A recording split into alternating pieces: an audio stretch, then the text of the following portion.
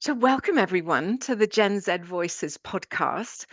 For those of you who are following us already, you know that this is a platform where we invite early career professionals to share their perspectives about current work and the future of work. And the format is that we ask the same 5 questions to all of our guests. And today I'm just thrilled to invite Morgan to our podcast. She's calling us in from Nova Scotia, Canada today. Morgan, very warm welcome. Thrilled to have you on the show. Yeah, likewise. I'm Morgan. I am a communications professional who works at Shift Key Labs, which is based out of Dalhousie University. And we help students kind of upskill in tech and help them get careers in tech. So I graduated about 2 years ago from the same university. And right now I also help, in the future of tech also get careers, which is very fulfilling. Wow, sounds like you're on the leading edge of a number of different sectors there, Morgan. So my first question is I want to ask you, what's one thing about today's work culture that doesn't sit well with your values, doesn't quite feel right for you? I would say that, it's hard to find a job at the moment. That's what doesn't really like kind of sit well with me, is that just getting into the careers you want to is just very difficult. There's a lot of like kind of ghost postings. There's Mm, employers not getting back to you. And so that can be really difficult and something that I wish would change, that I know in like the past generations had a lot easier. Um, mm. Yeah, so that availability of jobs and postings that aren't actually real postings must be very frustrating. yeah. And so with that in mind, if you could redesign one part of how companies work today, it could be onboard, it could be recruiting, or it could be, development, anything you like, what would you change first and why? I think that I would change kind of the experience section of a lot of job postings for recruiting, because the experience section, at least in Canada, has a lot of like you need like 3 to 5 years of work experience. And for people coming out of university, that is very hard to get. Even if you do like co-ops or work terms or internships, that is super hard to get because you're just started out in your career. Hmm. So that's just something I would change. I would kind of remove that and, you know, kind of focus on people's work experiences and projects they've done, and also their education as well. Hmm. Hmm. And switching gears a little bit, how do you decide whether to trust someone at work? I think I decided to trust somebody when they kind of understand my motivations and are not afraid to kind of reach out for help, and also allow me to feel like comfortable reaching out to help for them. Um, and just that like similar like kind of like set of values that I have. So like, like as I said, like accessibility is really important, like reaching out to Hmm. help. Similar goals, also just talking as well. That really, really helps me just feel comfortable and allowed to trust people. Mhm, mhm. So it sounds like there's a sort of reciprocity there. You want to be able to reach out to them in a safe environment without fear of judgment. And at the same time, you want them to do the same for you. Did I hear that right? Exactly, yes. Mhm, mhm. And what kind of leadership do you wish you saw more of in the world today?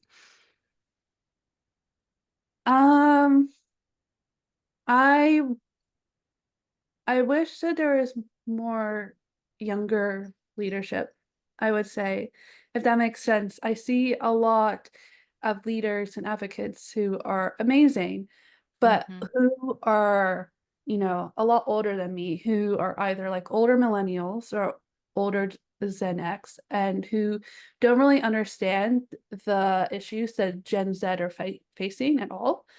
Um, and so I wish we had more leaders who were kind of like maybe in their early 20s or mid 20s and really Hmm. understand what a lot of us are going through in terms of finding work and in Yeah. terms of just finding good places to work as well. And Hmm. I see some people um as well as social media who are like around my age, but it's very hard to find, the people who are around my age who are leaders, um, Hmm. like kind of, I guess, quote unquote in the wild. I Yeah. just that Yeah. we have like more of those voices, yeah. Um, Hmm. Yeah.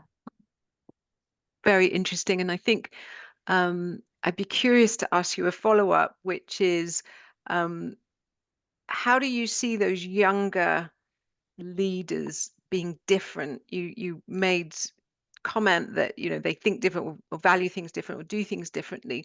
Give us a couple of examples of what that looks like to you.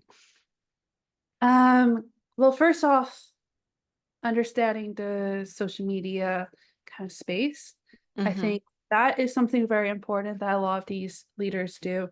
I follow a lot of like advocates from the US because that's where I'm originally from.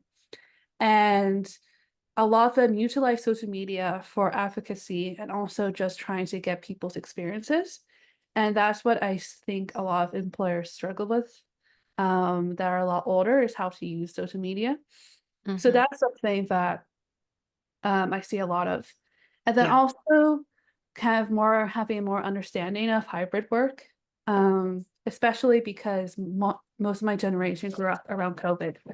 Either we were like just out of college, in college, Right. or Hmm. younger in like secondary school. And so like hybrid work is something that we grew up with, and a lot of work doesn't require you to be in the office. Yeah. And kind of like understanding the need for hybrid work, especially for people who are, you know, disabled, who might have like other commitments, um, that, you know, just make it easier for them to work at home. And that's Hmm. I also see. Hmm. Hmm. Thank you. Those are great, great. Brings to life a little bit your comment on that point.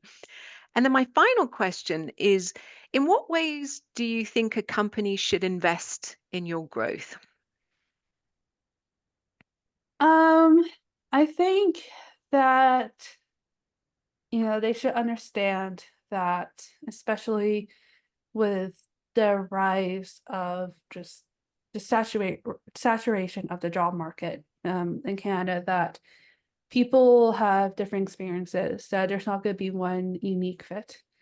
Hmm. Um, I wish that they would understand that better. Um, I really think that with that understanding, they could help a lot of my generation grow into their own, because they kind of will have this base of understanding that um, there's so many different experiences that everybody could bring something to the table. And yeah. Hmm. So, you talked about earlier about the job description being 3 to 5 years, and so that would be an example of that. In your current role, what do you wish you could learn, or how you could grow or evolve? Um, I think like so with my role, like we're a nonprofit based in the Faculty of Computer Science, but we're kind of kind of like as separate from them.